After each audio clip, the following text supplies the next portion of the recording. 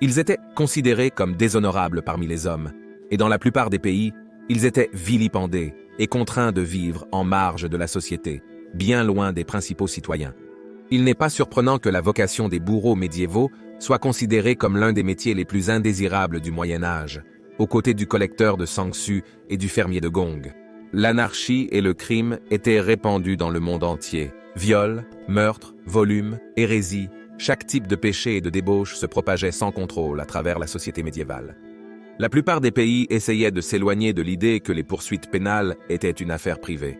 De nouvelles procédures juridiques ont été développées par les autorités pour arrêter des suspects sans nécessité d'accusation de la victime.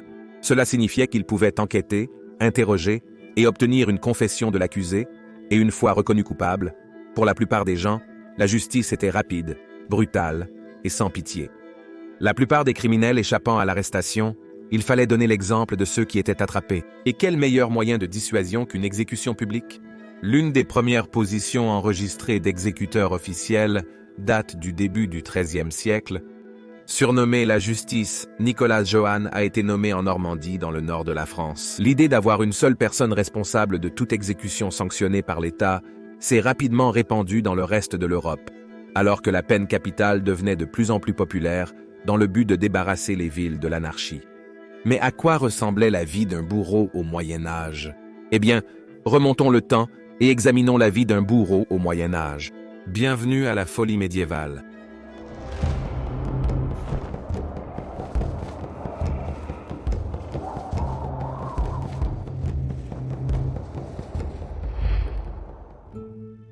C'est un travail sale, mais quelqu'un doit le faire. C'était Guillaume le Conquérant qui a réintroduit la décapitation en Royaume-Uni comme forme officielle d'exécution. Condamné pour trahison pour son rôle dans la révolte des comtes, Walef comte de Northumbrie a été décapité avec une épée en mai 1076 sur la colline de Saint-Gilles près de Winchester. Mais la majorité des décapitations ont eu lieu dans la capitale, à la Tour de Londres et à Tour de la Colline juste à l'extérieur des murs, car c'était la principale prison pour les traîtres de haute naissance. En fait, un échafaudage permanent était positionné sur Tour de la Colline dès 1485 pour les individus qui n'avaient pas forcément trahi leur pays, mais qui avaient fortement irrité le monarque en place. Pour les roturiers reconnus coupables de haute trahison, la punition était beaucoup moins digne et beaucoup plus brutale. Les hommes et les femmes de basse naissance étaient respectivement pendus et écartelés ou brûlés sur le bûcher. En termes simples, il y avait deux types de décapitation, par hache ou par épée. Dans tous les CA, le prisonnier serait bandé les yeux pour qu'il ne voie pas l'arme s'abattre sur lui et au moment crucial, ne sursaute ou ne bouge. L'exécution à la hache impliquait l'utilisation d'un bloc de bois, souvent adapté pour le coup. Le prisonnier s'agenouillerait et se pencherait en avant pour que son cou repose sur le bloc, la tête étant en position descendante. Avec le cou proéminent, l'angle pour le coup de hache était meilleur.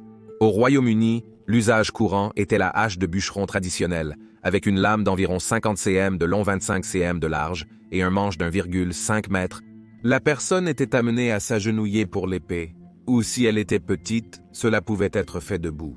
La majorité des épées européennes dépassaient 90 cm de long et pesaient plus de 1,8 kg. La hache et l'épée avaient toutes deux des manches assez longs pour que le bourreau puisse utiliser ses deux mains, lui donnant ainsi le plus grand contrôle. Le résultat souhaité était que la tête soit tranchée d'un seul coup, et si cela était fait correctement, c'était une méthode humaine de peine capitale. Malheureusement, ce n'était pas toujours le cas, car les vertèbres et les muscles du cou sont solides, et il pourrait falloir plusieurs coups pour séparer complètement la tête du corps. Marie, reine des Écossais, qui a été exécutée pour trahison pendant le règne d'Élisabeth, s'est retrouvée à l'autre bout d'une décapitation ratée en 1587. Le premier coup a manqué et l'a frappé à l'arrière de la tête. Le deuxième a tranché son cou, mais il a fallu un troisième coup pour la décapiter complètement. Marguerite Pole, la comtesse de Salisbury, a été exécutée sur ordre de Henri VIII en 1541 pour avoir comploté contre le roi et soutenu le catholicisme. Elle a dû être traînée jusqu'au billot et on a dû maintenir son coup de force. L'exécuteur plus expérimenté avait été envoyé au nord pour s'occuper des rebelles, et la pauvre Margaret a été laissée à la merci d'un garçon inexpérimenté pour exécuter la sentence. Cela a dû ressentir comme si on vous donnait un apprenti coiffeur. L'ambassadeur français qui a assisté au spectacle a rapporté que le jeune homme, je cite, a haché sa tête et ses épaules en morceaux de la manière la plus pitoyable. Apparemment, il a fallu 11 coups avant qu'elle ne soit déclarée morte. Dans tous les CA, une décapitation est toujours une affaire macabre, car il y a à la fois les veines carotides et jugulaires dans le cou qui jaillissent du sang lorsqu'elles sont coupées et provoquent une hémorragie massive. Il y a aussi des descriptions des yeux et de la bouche des têtes coupées qui bougent après une décapitation parce que le cerveau a encore environ 7 secondes d'oxygène stocké après avoir été amputé. Vivre sur le fil du rasoir. L'image que nous avons souvent de l'exécuteur médiéval vêtu de noir et portant une capuche est un stéréotype courant. Mais un bourreau portait rarement une robe noire. Pour faciliter le nettoyage des éclaboussures de sang, les participants à une décapitation étaient souvent déshabillés jusqu'à la taille. Inutile de porter une cagoule pour rester anonyme. Tout le monde dans la région savait qui était le bourreau. C'était un travail que personne ne voulait. Quand tout était dit et fait, que ce soit par décapitation, pendaison ou brûlure, on croyait que le bourreau était un individu perturbé, prêt et disposé à prendre une vie sur commande. Un pécheur sans aucune chance de salut. Beaucoup se sont retrouvés dans cette position, transmise de père en fils, parce que toute la famille était méprisée, et les enfants d'un bourreau étaient incapables de trouver un travail honnête, car les guildes leur refusèrent l'entrée. D'autres étaient eux-mêmes des criminels condamnés, qui étaient prêts à assumer le travail de tuer les autres pour faire annuler leur propre peine capitale. Dans presque toutes les cultures, le bourreau médiéval était ostracisé et détesté par la société. Dans la plupart des pays, ils devaient vivre avec leur famille à l'écart de tout le monde. En France, ils devaient porter un manteau rouge ou jaune qui les distinguait comme déshonorables. Ils avaient leur propre table et chope dans les auberges et maisons publiques pour éviter toute contamination par ce qu'ils touchaient. En Allemagne, particulièrement à Strasbourg, ils étaient détestés, privés de la Sainte Communion et relégués à l'arrière de l'Église durant les services. Même leur tombe était séparée de celle du reste des citoyens. En Royaume-Uni, vous pouviez réellement être dédommagé si vous étiez pris pour un bourreau, et en Espagne, sa maison était peinte en rouge et son salaire lui était jeté plutôt que de lui être remis. Tout le monde craignait une contamination par contact physique direct avec un homme aussi déshonorant. Le garrot était la méthode d'exécution préférée des Espagnols. Cela impliquait que le prisonnier soit retenu dans une chaise à haut dossier, une bande métallique placée autour du cou. Le bourreau se tenait derrière et serrait la bande avec une manivelle jusqu'à ce que l'asphyxie se produise. Il a toujours été arrêté pour meurtre après avoir commis le meurtre, mais il a également toujours été jugé puis acquitté parce qu'il avait, je cite, « commis un meurtre en vertu de sa fonction ».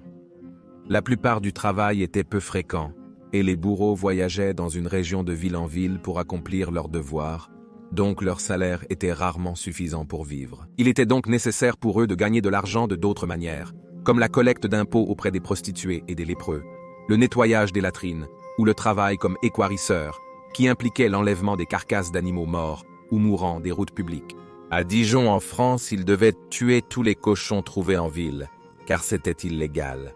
En fait, on leur confiait tous les autres emplois qui pourraient être essentiels, mais ils étaient également dénigrés au sein de la société parce qu'ils étaient sales ou considérés comme dégradants. Il y avait cependant quelques avantages. À Paris, le bourreau avait le droit de prendre une portion de chaque chargement de grain qui arrivait sur le marché, mais il devait utiliser une sorte d'ustensile pour ramasser le grain et il n'était pas autorisé à le toucher avec ses mains nues de peur qu'il ne le contamine. Ils avaient également droit à tous les biens laissés par la personne condamnée.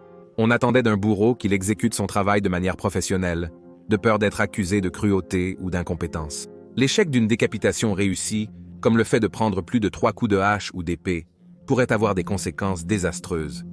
Il est connu que des spectateurs insatisfaits ont pu attaquer un bourreau inefficace. S'il survivait à l'assaut, il serait financièrement puni par la perte de ses honoraires et pourrait même faire face à une peine de prison ou être destitué de son poste. Pour les crimes violents commis ouvertement, comme le meurtre, la punition typique était. Mais pour les crimes jugés plus traîtres, sournois et rusés, comme le volume et la trahison, la punition était souvent la pendaison. Les autorités pouvaient alors déterminer le type de pendaison le plus approprié au crime. Devrait-on utiliser une corde ou une chaîne? Le prisonnier devrait-il être exécuté et courtisé? Combien de temps le corps devrait-il être exposé sur la potence et laissé à pourrir comme un exemple pour tout savoir? Presque chaque ville ou village médiéval avait un gibet permanent où les exécutions publiques pouvaient être effectuées, généralement sur un terrain plus élevé où tout le monde pouvait avoir une bonne vue. Il était rare de trouver un gibet qui n'avait pas un squelette ou un cadavre pendu à lui, laissé à se décomposer comme un avertissement pour les autres. Le bourreau montait une échelle et attachait la corde à la traverse. La corde serait placée autour du cou du prisonnier, et il ou elle serait suspendu et étranglé à mort. Le prisonnier ou sa famille pourraient en fait être censés payer la corde eux-mêmes, ou le bourreau pourrait même l'acheter pour qu'il puisse la vendre plus tard comme un souvenir, ou l'exposer dans le pub local moyennant un petit supplément.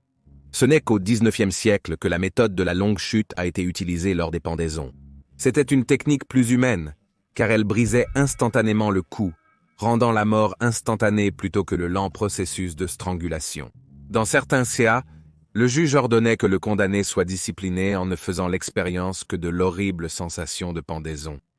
Ainsi, le prisonnier avait une corde attachée sous les aisselles avant d'être suspendu. Cependant, cela comportait des risques, car le poids du corps pouvait serrer les cordes autour de la poitrine, provoquant une asphyxie. De nombreux décès ont été constatés suite à cette forme de punition. Une affaire sale. Pour se protéger d'accusations de meurtre, le bourreau présentait toujours son mandat, une licence qui lui permettait d'exécuter la sentence de mort. Aujourd'hui, nous pouvons trouver indésirable que la profession de bourreau ait été si méprisée. Prendre une autre vie, peu importe combien vile ou pécheresse cette personne peut être, semblera toujours abominable. Étant un paria de la société l'a poussé à gagner de l'argent avec tous les emplois dégradants que personne d'autre n'était prêt à faire. Le métier de bourreau au Moyen Âge était une vie solitaire et macabre, mais c'était mieux que d'être de l'autre côté de la hache. J'espère que vous avez aimé cette vidéo. Abonnez-vous pour nos vidéos hebdomadaires. Santé!